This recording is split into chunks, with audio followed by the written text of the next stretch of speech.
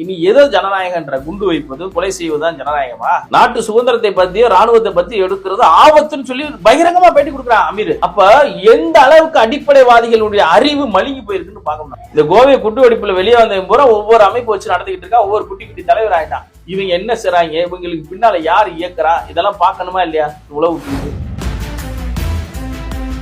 ஒரு கைதி இஸ்லாமிய குற்றவாளியில சர்ச் பண்றப்ப அதுக்கு எதிராக அவங்க அப்பாவை வெடிகுண்டு வச்சு எரிச்சு கொண்டாங்க. யார? தாஸ், ஐஜி தாஸ், சிவகார்த்தியோட தந்தையார, நடிகர் சிவகார்த்தியோட தந்தையாரோ கொலை செய்யப்பட்டார். எங்க ஜெயில ஜெயிலுக்கு வெளியே கொலை செய்யப்பட்டார். அமரன் ஒரு படம் வருது, சிவகார்த்திகேயன் நடிக்கிறான். அதுல உண்மையான கதை. இத கூட சொல்லக்கூடாதுன்ற அளவுக்கு தியேட்டர்ல குண்டடிக்கிறாங்க.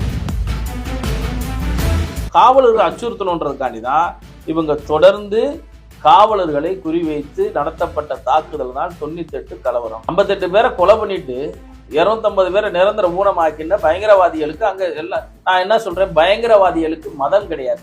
அவனுக்கு இஸ்லாமியர் என்ற போர்வை அவனுக்கு கிடையாது, இந்து என்ற போர்வை கிடையாது, கிறிஸ்தவன் என்ற போர்வை. அவனுக்கு தேவை இந்த நாடு நாசமா போகும். இந்த பயங்கரவாதியினுடைய ஊர்வலத்துல இத்தனை அரசியல் கட்சி போயிருக்குன்னா இவங்களும் சேம் கேட்டகரி தான். திமுக என்னைக்குமே தன்னை மட்டுமே யோசிக்கக்கூடிய ஒரு கட்சி. மக்கள் எப்படியே போனா, நாசமா போனா அதை அவன் யோசிக்கவே மாட்டான். திமுக தான் இஸ்லாமியர்களுக்கான மொத்த கெட்ட பேருக்கு காரணம் திமுக. அதை அந்த மக்கள் உணரணும், இஸ்லாமியர்கள் உணரணும்.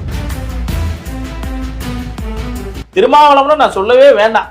ஏன்னா அவருக்கு வெளிநாடுகள்ல இருந்தா எல்லா இஸ்லாமிய கண்ட்ரில இருந்து ஆதரவு வரும், பிறந்த நாள் வாழ்த்து சொல்லுவாங்க. அப்ப இவங்களோட நோக்கம் என்ன? அங்க இருந்து ஃபண்ட் வாங்கணும்.